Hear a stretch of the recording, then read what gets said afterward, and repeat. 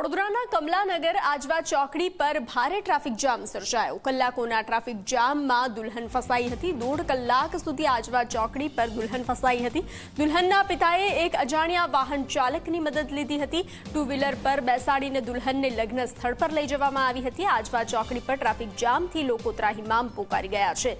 તો ટ્રાફિક જામના દ્રશ્યો સર્જાયા હતા, જેમાં એક દુલ્હન ફસાઈ હતી। કલાકોના ટ્રાફિક જામમાં દુલ્હન ફસાઈ હતી અને દુલ્હનના પિતાએ એક વાહન ચાલકની મદદ લીધી હતી અને તેમને દુલ્હનને લગ્ન સ્થળ સુધી પહોંચાડવામાં આવી હતી।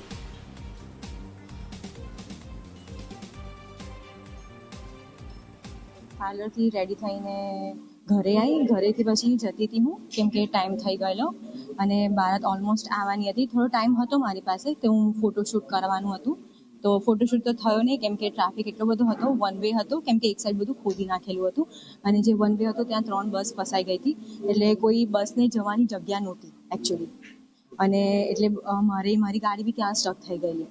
એટલે મારે પછી છેલ્લે એવું કરવું પડ્યું કે કોઈ રેન્ડમ લોકોને બોલાવીને મારે એક્ટિવા પર જવું પડ્યું। એટલે એક એક્ટિવા પર હું હતી, એક એક્ટિવા પર મારી મમ્મી હતી અને બીજા એક્ટિવા પર મારો ભાઈ હતો।